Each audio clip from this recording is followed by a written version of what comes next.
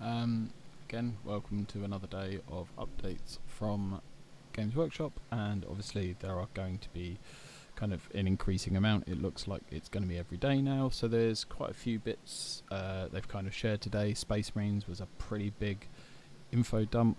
I'm going to go through it as quickly as I can because I don't really want the videos to be insanely long, and the Warcom article has a hour-long video, so obviously you can go watch that, where you have Adam Camilleri and the other guy, can't remember his name, go through some different bits about Space Marines. It will all be in this video.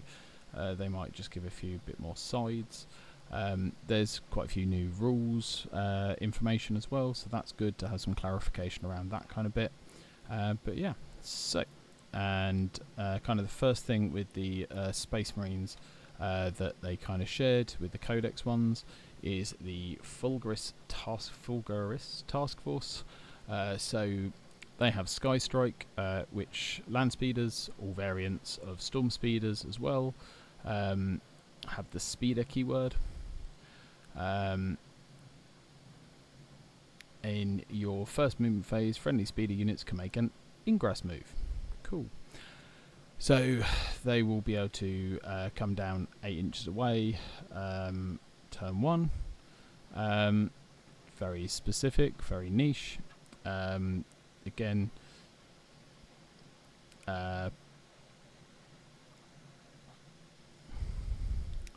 yeah. It allows you to deep strike turn 1, which is pretty good. Get within that 15-inch range, massive alpha strike. And obviously only affects a very small number of units. It depends on how much you want to go into this. This is one of those ones where they've kind of shared stuff that it makes it feel like what are 1 or 2 point detachments maybe. So there is that kind of getting that idea of being able to kind of link up, because this one they mentioned in kind of tandem with the Dark Angel one, we'll come to later, about kind of being able to do both. So one of them has got to be less than 3 and the other has got to be 1. It's unlikely they're probably both 1, but you never know. So they then shared an enhancement, which again has an upgrade, so you can put it on non-character units, which very specifically they said speeder unit only. There are no characters that have speeder as a keyword. So units can re-roll damage rolls, awesome, and rolls to determine the number of attacks, and all of those kind of have that variable, whether it's las cannons or number of rockets or the melter damage, and the number of attacks on some of it as well. So that's really good as an upgrade, depending on how many points it costs, and depends on how much you want to commit, because although you can put it on 3 units, it's whether they are 10 points for every unit or it goes 10, 15, 20, unsure as yet, but it will obviously be a good one to have. And then obviously you've got to make sure you play defensively with those units, but that's kind of the first attachment they shared. We then have the next one, was the Librarius Conclave, very similar to what we already have in kind of rework of it. So you get to, at the start of the battle round, select one of the following psychic disciplines. Adept Society Psychic units get to that ability. So they get +2 move, reroll 1s to hit, reroll 1s to wound, which is pretty good. As well as range attacks that are within 12 get +1 AP, very good where cover does not work the same way. And range attacks have a -1 strength that are targeting that unit as an option, and then ignore ballistic skill, weapon skill, and hit rolls modifiers, which is pretty strong when you're looking at cover. They basically have ignore cover, which is -1 ballistic skill now. So that's very strong, and kind of the mechanic for being in with that is very good. And also I kind of have we'll share it later on, but stealth does the same thing of give cover to units that aren't in ruins, so they basically just ignore cover, and yeah, that's pretty good. ignore stealth, sorry. So you then have Temporal Corridor, which is an enhancement which you can give to a Psyker. Only one, because it's not got the upgrade keyword. At the end of your opponent's fight phase, you can place this unit into Strat Reserve, and then if it has the Telekinesis Discipline ability, the -1 strength, this unit then has Deep Strike. So you can bring them back in with Deep Strike, which is not the greatest one to use as an offensive attack, unless there is a way to kind of give it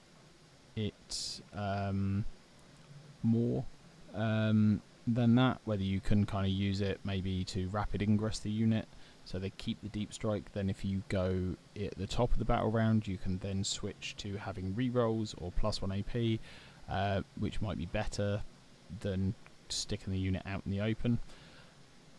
Yeah, they didn't show any strats. Again, it's quite a niche detachment.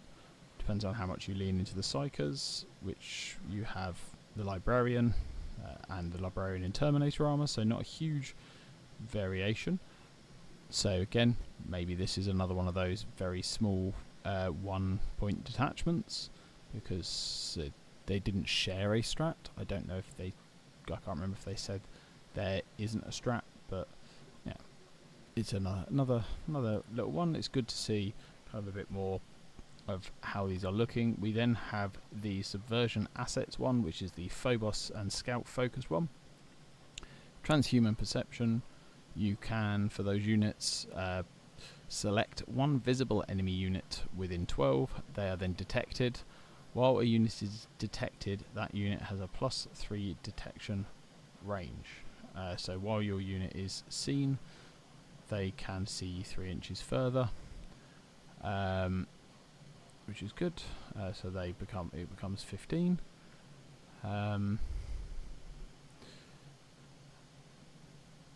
While a unit is detected, so they will be able to spot things 3 inches away.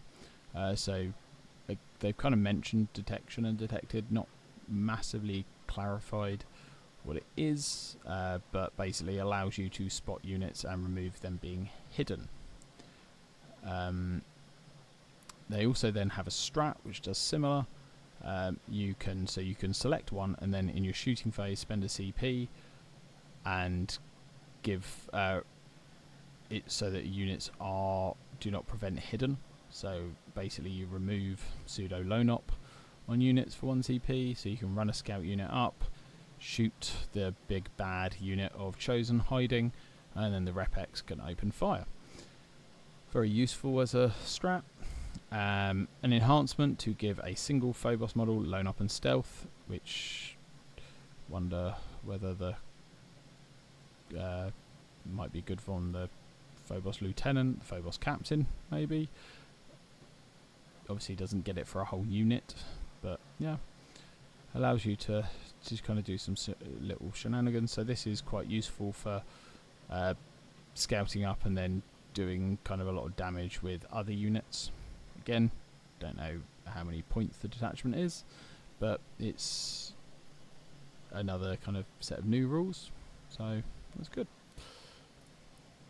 They then go through what lone op and stealth do. As I've said, you remove the benefit of cover, you gain the benefit of cover with stealth, which is huge because you can stand a unit out in the open and be -1 ballistic skill, which is very strong, so good for things like Venoms in Drakari. It will be interesting to see how this all interacts with ignoring modifiers and things like that, because there's a lot of units that still just will ignore that, and then how torrent weapons are going to change because they auto hit, so -1 ballistic skill kind of irrelevant to them. All the weapons that have torrent tend to have ignore cover, so it will be interesting to see how that changes, whether it does. And then lone op is unless part of an attached unit, they're not visible unless within 12, and cannot be targeted by indirect weapons unless within 12. So basically the same as is now, and kind of allows units to kind of act independently and more safely. We then kind of start going into the different supplementary factions. The one that's noticeably absent here is Deathwatch. There's no mention of them at all in the article. Whether that is means anything or me reading into more of it, I don't know yet. But they do go through the different parts. They also talk about the fact that the Storm Speeder varieties, the brand new speeder, might also have a powerful ability like the Storm Speeders, so we'll have to wait and see, but that kind of indicates that it will do something, much like you get the Thunderstrike gives +1 to wound. So we'll start with Living Miracle, and then I'll kind of talk through the other ones they go through in the video a little bit more briefly than they do. So the first one, Living Miracle, all about Emperor's Champion, which is a very specific focused detachment, probably going to be a 1 CP one, because it's focused on a single character. So when a friendly Emperor's Champions unit is selected to fight, reroll 1 hit roll, reroll 1 wound roll. Not reroll hit rolls of 1, but you just get to reroll 1 of each. And then the other big one that kind of indicates that this is a very small detachment is the fact that using a enhancement doesn't count towards the total amount that your army can take, which is 4 for Strike Force. So you can technically have 5 by including this detachment. The Emperor's Champion model only, at the start of the first battle round you can select up to 3 of the following abilities. Basically just turn this singular model into kind of a old school slappy hero. So in the fight phase with the first one, when this unit is selected to fight, if it's engaged with an enemy character unit, you can use this ability. The model's attacks have dev wounds. Pretty strong. A lot of character units in the game, whether they are individual big monsters or within other units. Foreseen path through the Unholy. The unit has -3 inches to its detection range, so I'm going to assume that means that hidden goes down to 12, so it makes it harder to actually notice this unit. Vision of the and harder to interact with because you have to get closer. Vision of Momentous Brutality. This model's melee attacks have +2 attacks, so more attacks, always good. Give opponents weapons in melee hazardous. Yep, that's pretty good. You may die, but at the end, so will they. Omen of Sacred Intervention. You can use Heroic Intervention, which we'll go through shortly, at -1 CP, and that's important because there are 2 parts to it. Heroic Intervention is wildly interesting. And then Harbouring of Judgment, when an enemy unit excluding monster and vehicle units engaged with this model is selected to make a fallback move, roll 1d6 on a 2+, that enemy unit suffers d6 mortal wounds. Yeah. So it's a bit of a risk to fall back with a unit because, yeah, it's a wild number of mortal wounds. I will forever roll a 1 and do nothing with it if I ever played Black Templars. Personally, I'd have wanted to do it into monster vehicles just to force them to fall back, but it kind of gives you that opportunity to, if a unit survives and they're not really a combat unit, say a lot of Tau units, it's a big risk to fall back. It's kind of damned either way. I like the fact that it's at the first battle round. You get to choose this, so it's before the game. Sorry, not before the game, but at the table, kind of can base it on what's going to be most useful. Whether if they don't have any characters, cool. Other than 1, probably don't take the first one. If you're facing a very gun-heavy Tau guard force, maybe you take the -3 detection range. I feel like the +2 attacks is probably always going to be a good one. If they are World Eaters, you probably make them hazardous. So it's got quite a nice little bit of flexibility. probably a 1 point detachment, but again, at this point we don't know. We then have the other ones, which I will go through. There it is. So they then talked about Marshall's Household, which is a detachment that focuses on Sword Brethren. The Sword Brethren units all get +1 OC, which is really solid for making the Sword Brethren a bit more able to kind of withstand and hold objectives. They have an enhancement called Inheritors of Sigismund. You can give that to a whole Sword Brethren unit and give them 5/1. It's an upgrade one, so you can have multiple units of Sword Brethren with 5/1. It's pretty good. You then have Slayer Abominations Stratagem, fight phase base 1 again, +2 strength against big stuff such as the monsters and vehicles. I'm assuming they kind of meant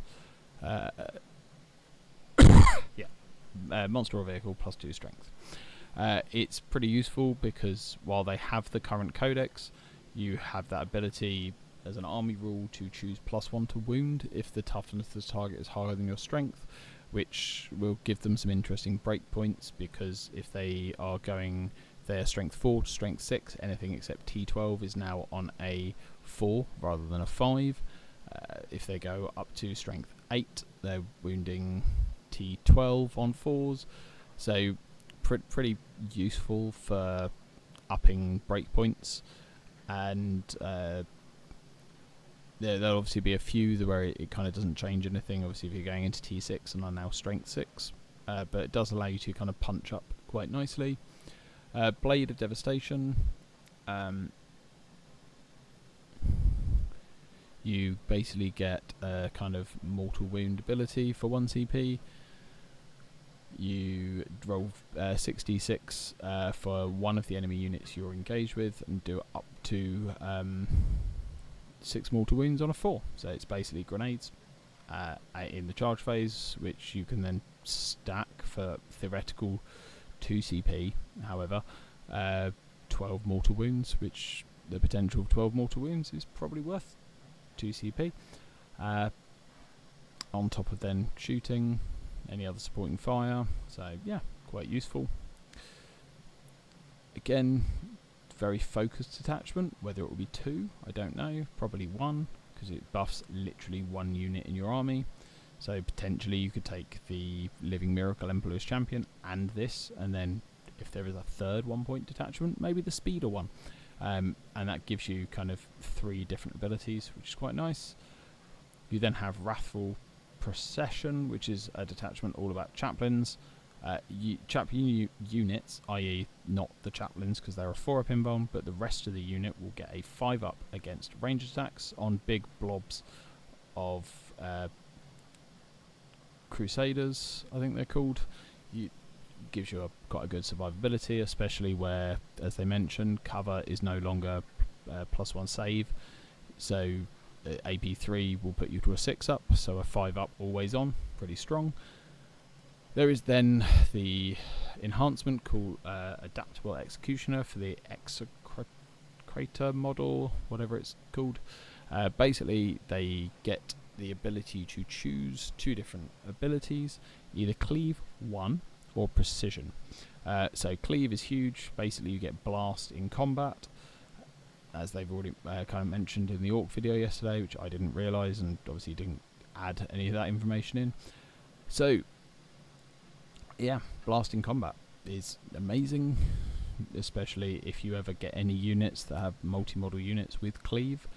I can imagine there's probably going to be some World Eaters ones, things like that are going to have that, which will be huge, where you go into a unit of 20 warriors +4 attacks per model. It's pretty good. So generally having that and having the flip between Cleave and Precision, very useful, because go in, kill an annoying character, go for the kill for Assassinate, that sort of thing, and then otherwise if you need to go in and kill a lot of bodies, go for the Cleave. Right of Preferred Wrath, couldn't really understand what they were saying, so I don't know, the preferred is probably the wrong word, but we'll see when it actually comes out. Another stratagem that you can give to a chaplain unit, and it gives the whole unit +1 strength, which if you were able to combine this with the sword brethren ones, you can have +3 strength. Also works quite well with the +1 to wound, again for break points and things like that, if it gets you from a 6 to a 5. You then have Space Wolves, which... Oh, there we go. Is that Space Wolves? Yes. No, that is not. There we go. So Champions of Fenris is the first one they shared. So just go through that and then I'll go through the other ones. This one fills me with a lot of excitement personally, because you get Heroic Intervention on all your infantry character units. Yay. I used to love doing that in 9th edition. Obviously it's pretty huge. It allows you to once per battle round per unit, which I don't know how you're going to do it outside of I suppose if you declare out yeah, no, we'll go through Heroic and that will kind of clear that up. You can type this unit regardless of any other uses of the stratagem, so you can have multiple units use Heroic Intervention, which was pretty big in earlier editions for Space Wolves. And again, each of these kind of main ones do restrict it from including other non like you can't add Dark Angels, you can't add Ultramarines units in each of that, so it does limit you down. So you can't do a super faction Dark Angel, Blood Angel, Space Wolf one for probably power level reasons. But we'll go through Heroic Intervention because that's huge. So it has 2 different abilities. It has 2 levels. So you get to use the base level one, the Heroic Intervention part, for free. It doesn't kind of clarify whether you get to do both types. You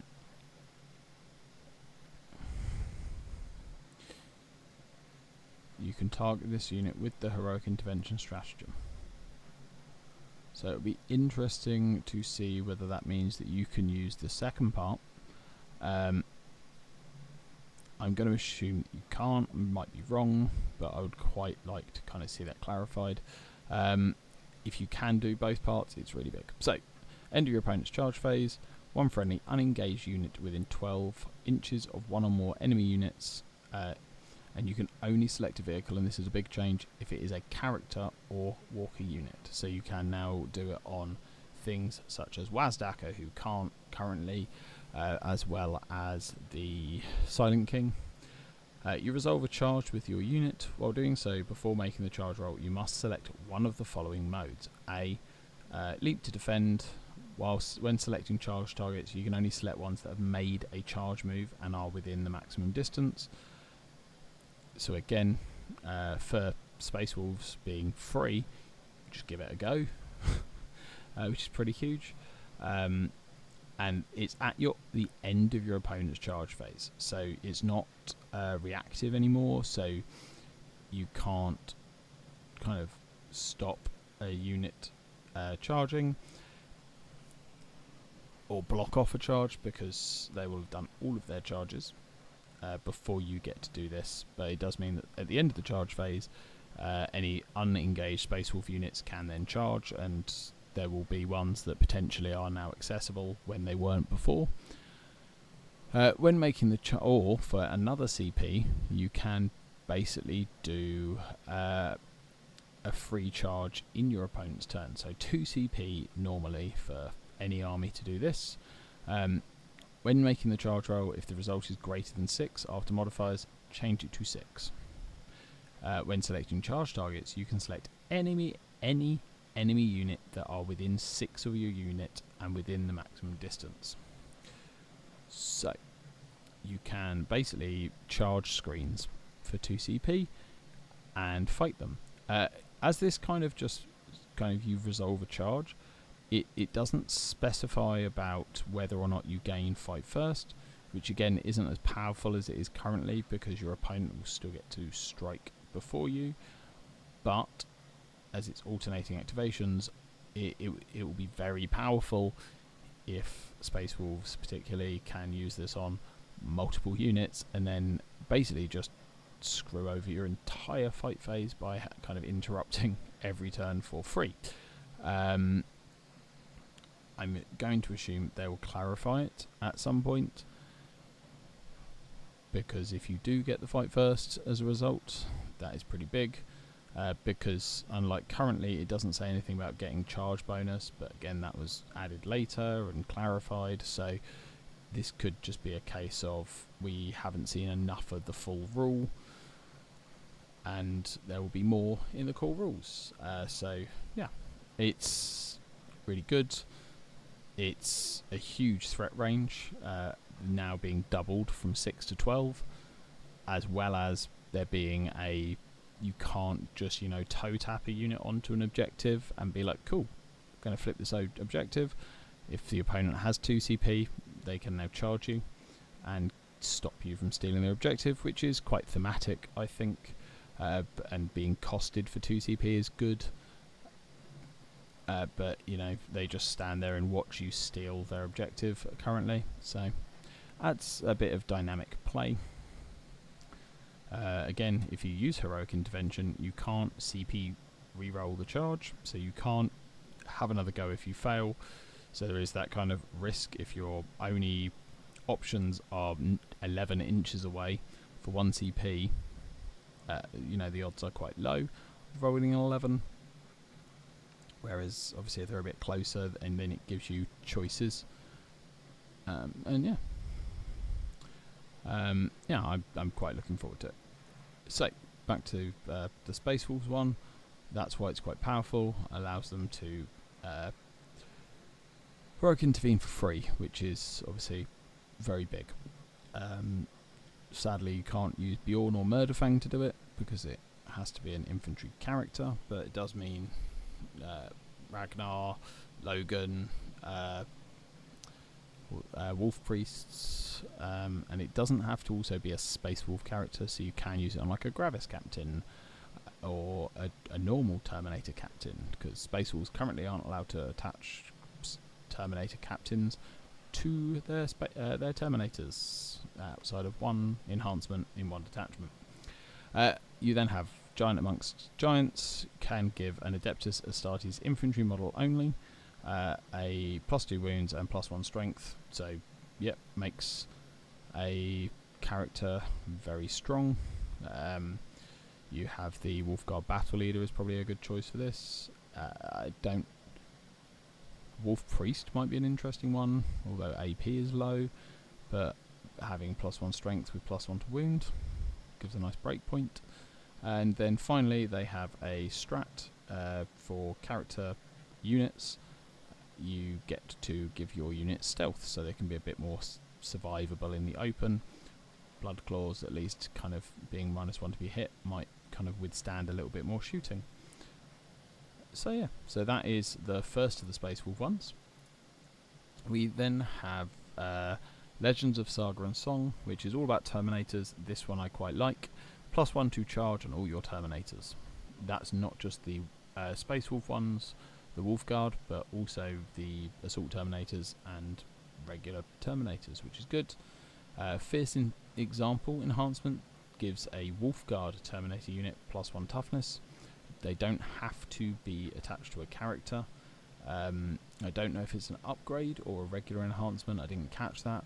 So if you can take it multiple times is really solid. You then also have Wings of the Blizzard, 1 CP, go into reserves for a Terminator unit at the end of the fight phase, I assume, which is huge, to be able to really deep strike Terminator unit, to be able to kind of reposition when they're kind of a bit slow, even with being 6 inches movement for Space Wolves. Wolfguard Terminators specifically. So yeah, it's an interesting one. Again, very focused on Terminators. likely to be a low-cost detachment, I assume. They kind of haven't sadly revealed that yet, as I've said. You then have Veterans of the Fang, all focused around Grey Hunters, which is really nice because at the moment you don't really see them. So they can start an action and shoot, which is really useful. There appears to be a lot more actions, and being able to do multiple things is going to be really useful. And then at the battle formation step, you can split friendly Grey Hunter units into 2 units of 5, and they are currently OC3 each, which means it gives you 2 5-man units with 15 OC each, which is huge, and are then still able to action and shoot, flip objectives pretty easily, fit in impulsors, gives you a bit of flexibility with the unit, and yeah, it's a nice change. The fact that obviously their guns are AP1 means they actually might do some damage. You then have an enhancement you can give to a Wolfguard Battle Leader, which is Eye of the Hunter, and the unit's range attacks now get Assault, Ignore Cover, and +1 AP.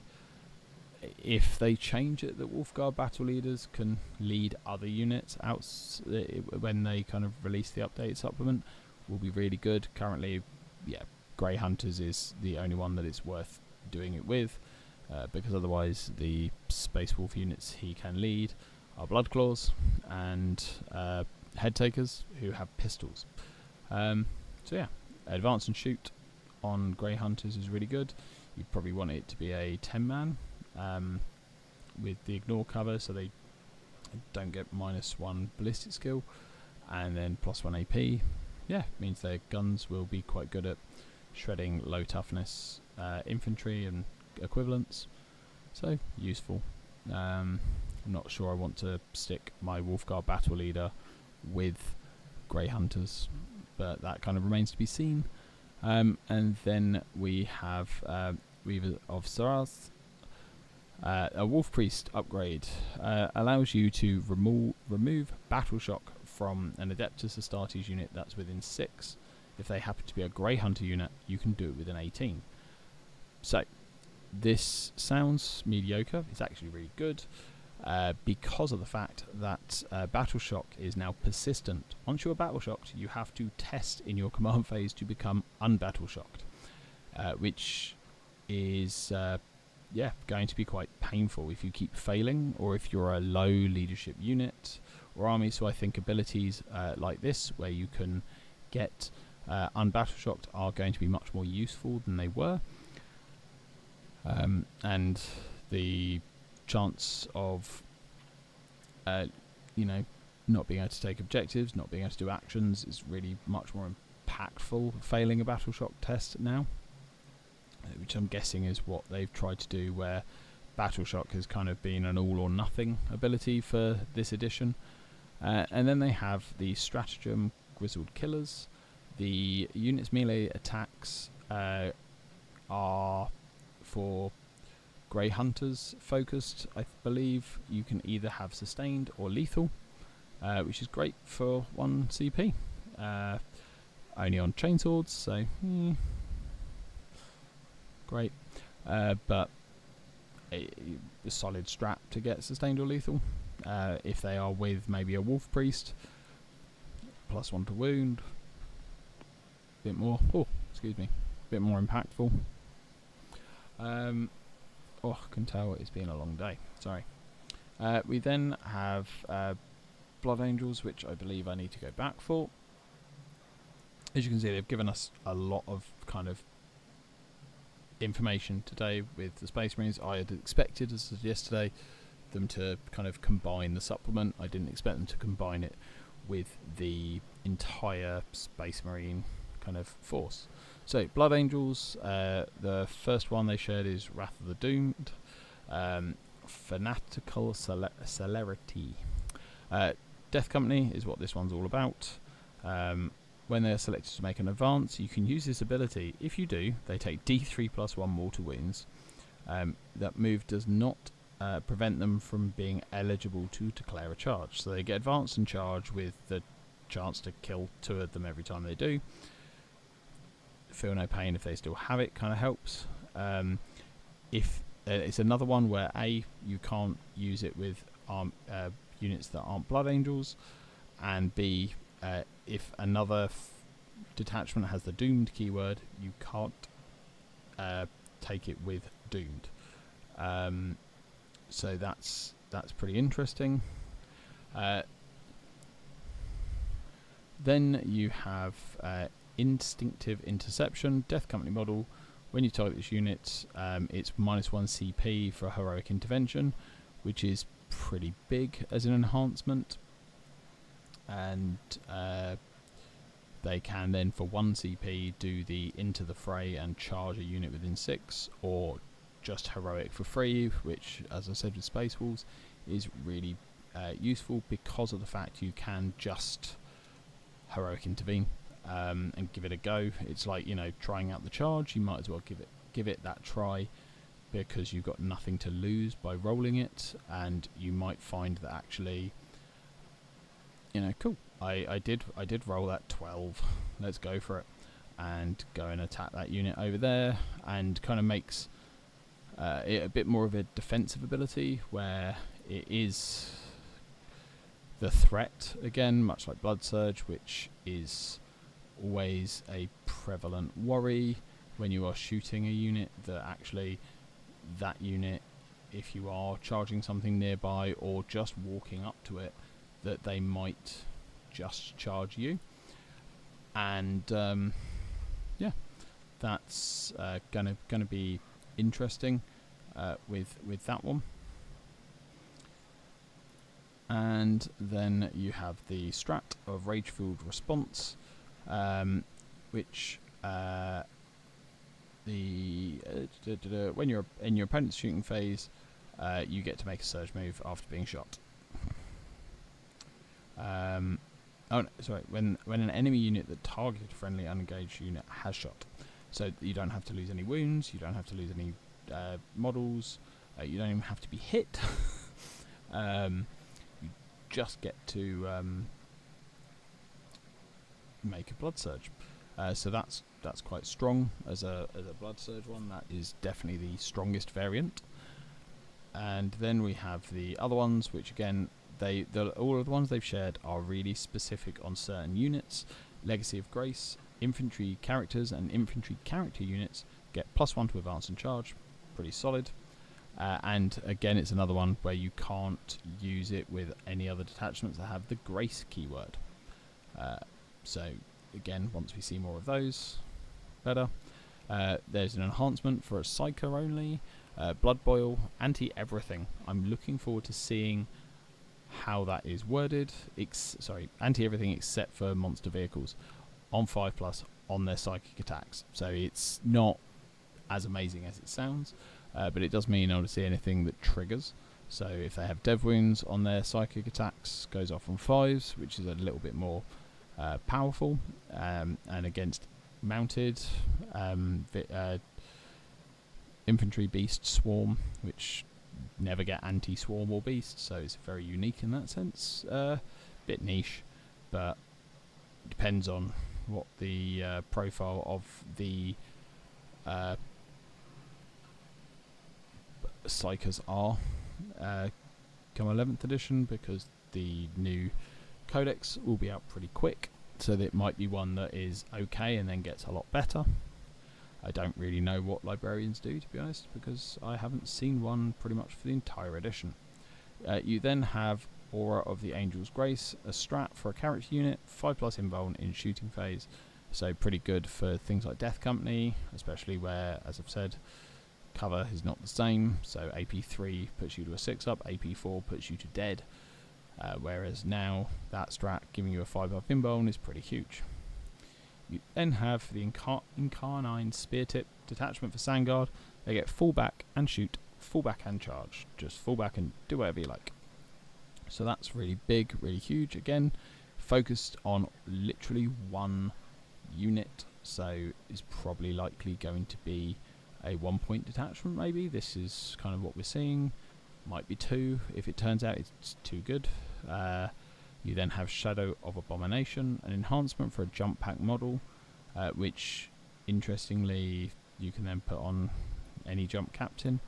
It doesn't have to then go with the Sandguard unit. It does give you +1 damage once per game, so it's nice for a kind of go for it kind of ability. And then you have Blinding Blaze of Vengeance, which, much like the Aura of Angel's Grace strat, is a defensive buff, but for Sandguard only. They gain stealth because they already have a 4 pin bomb. So yeah, that's the kind of Blood Angels ones. Nice little bit of variety. I like the fact that they have created these detachments to be quite focused. And then finally we have the Dark Angels, wherever they are. There they are. So the first one they kind of share with us is the Dark Age Arsenal, which is whenever an Adeptus Astartes unit is selected to shoot, Plasma gets +1 strength. It's very niche. Does affect a lot of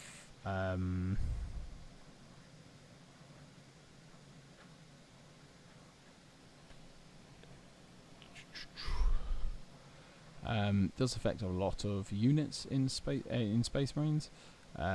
So they're like obviously Redemptor Dreadnoughts, Repulsor Executioners can have a plasma weapon. Can't remember what they're called, but they're literally the Plasma Primaris guys. Hellblasters, there we go. So, and then you have their Landspeed of Vengeance that has plasma. So there's a few options. The Ravenwing bikes for Dark Angels specifically. So yeah, +1 strength is nice. Might make some breakpoints work. You then have +6-inch range as an upgrade, which is probably quite useful on anything like the Vengeance or even on Hellblasters, just to be able to stay a bit safer and a bit further away. And then if you have Overcharged, which normally is what gives the Plasma Hazardous for 1 CP, they get +1 strength on top. So +2 strength for a CP is very solid in terms of breakpoints. Probably most useful on the Hellblasters just because of the volume. Slightly sad on the Redemptor if you roll 1 shot to kind of pay 1 CP for that. Again, will matter depending on the breakpoint. Yeah, it'll be interesting to see how they point this one, because it's very focused on a weapon profile, but a lot of units can take that weapon profile, so I imagine this will probably be a 2-point detachment, but again, kind of waits to be seen. We then have their other ones. The one that I mentioned that kind of works in tandem with the speeders, they've said, so will allow you to do both of these, is Dark Flight Pursuit. Ravenwing fly units, so not the bikes, will get ignores cover on all of those units. Then there is the upgrade for the Landspeed of Vengeance. So the Landspeed of Vengeance and then the Dark Shroud are the 2 Ravenwing fly units I know of off the top of my head. I don't know if the Storm Speeder, no, Storm Raven, that's the one, gains the keyword for Ravenwing in Dark Angels. That would be quite scary, quite powerful. Just going to have a look to see if I can find out, because I don't honestly know. Army rules, Ravenwing. The following. Oh, so it's any vehicle that flies. So yeah, Storm Raven would get it. So yeah, that's pretty strong. They just get ignore cover, which makes them quite good for the amount of guns they have. A Landspeed of Vengeance specific rule, you can upgrade them and give reroll to the number of attacks the weapon has, and also reroll to any hazard tests, so stops them from blowing themselves up. And then you have a strat, which is a great name, of We Are Vengeance. During the opponent's shooting phase, when an enemy unit has targeted and then has shot that Ravenwing flyer unit, They can make a normal move of D3 plus 3, so a minimum of 4, which is nice. Reactive moves are always good. And that's on any unengaged Ravenwing unit. But then specifies fly units, so it might be a little bit more limited. But yeah, being able to reactive move a Storm Raven, pretty good. And then you have the Interrogation Conclave. This one is all about Battle Shock and Chaplains. So pretty solid potential, purely because friendly Chaplain units that have destroyed an enemy unit, not necessarily the Chaplain killing them, all enemy units within 6 of that Chaplain unit have to take a Battle Shock, which, as the fact that it doesn't undo itself automatically anymore, that's pretty powerful. And then the Chaplain has -1 leadership as an aura on him, so the potential to massively Battle Shock everything is pretty good. Again, depends on their leadership, but at best most things are going to be on a 7. Some things might be on a kind of 8 or a 9, so it'll be interesting to see how impactful it is. You then have an enhancement for inescapable interrogation that gives ignore cover, so that's really useful on kind of Hellblasters again, especially if this is cheap enough as a detachment that you can combine it with the plasma and then kind of have that. Wouldn't be able to have the plus 6-inch range is the only thing, but whether you'll be able to put the enhancement on the Chaplain and then put the upgrade on the unit for plus 6-inch range, I don't know. We'll have to wait and see. Depends on when the enhancement kind of is given.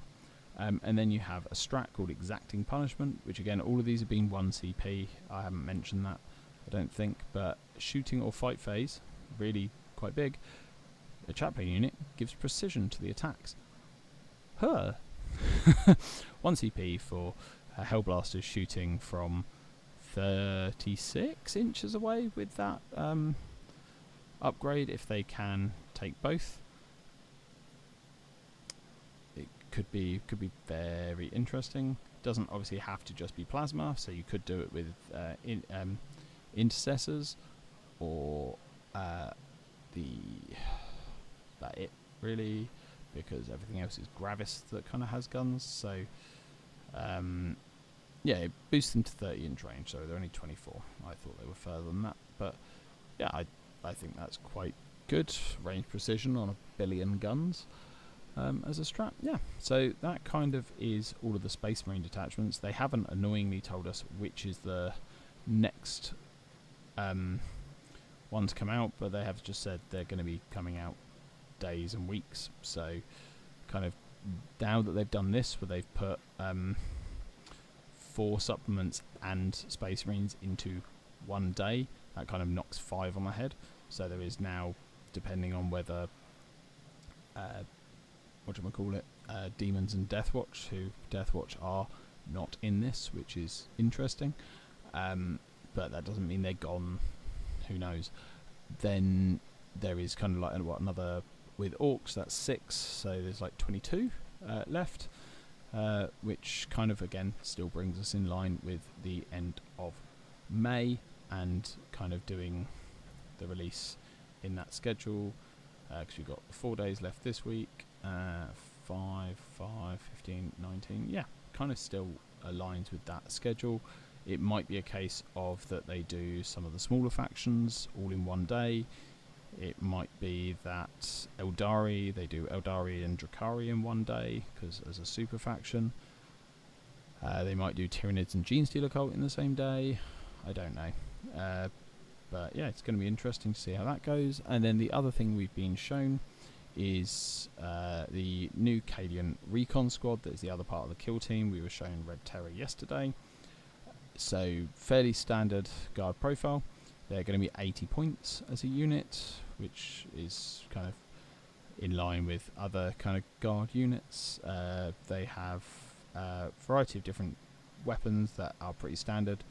auto stubber, las gun and las pistol, long las, melter gun, missile launcher, plasma gun. All the profiles, as far as I can tell, are pretty standard, in line with what other units have for guard.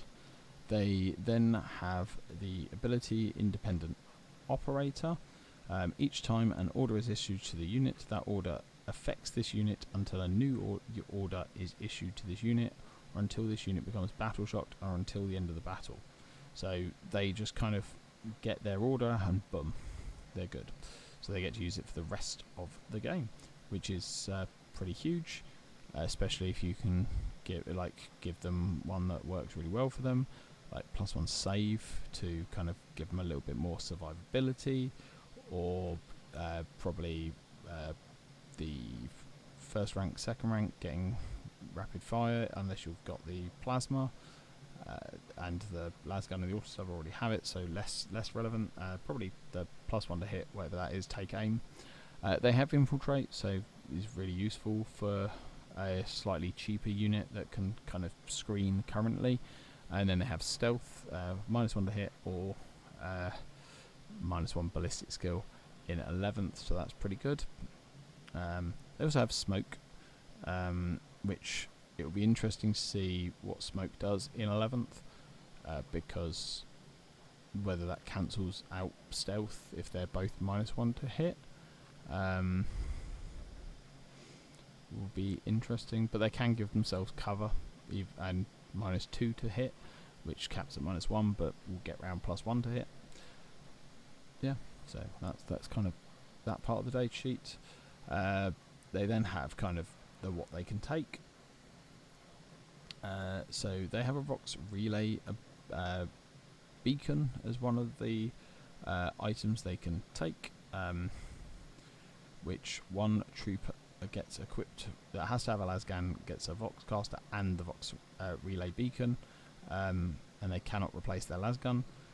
You can set the Vox relay beacon token for this unit anywhere on the battlefield that is not in your opponent's deployment zone, while a friendly regiment unit is within 6. Officer units from your army can issue orders to that regiment unit as if that officer unit was within 6 inches of it. At the end of every phase, if a unit is within an inch, it gets destroyed. So quite easy to remove, but slightly useful.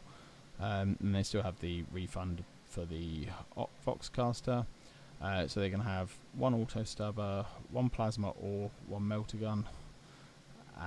They can have the trooper have a long las, and then they can select one of the following, so they can either have another trooper have a long las, or 2 recon troopers can form a weapons team and either get a missile launcher,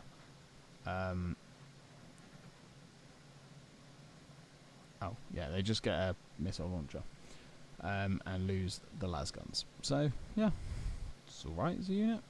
I don't know what it replaces in people's army, but the infiltrate is nice. They're a 10-man. Having the relay beacon is cute if you can keep it alive. And that kind of, for today, is the end of the information. It still ran way longer than I wanted to, but if you have listened, please like, share, subscribe, all that sort of things, and I look forward to catching up on more releases tomorrow. Cheers, bye.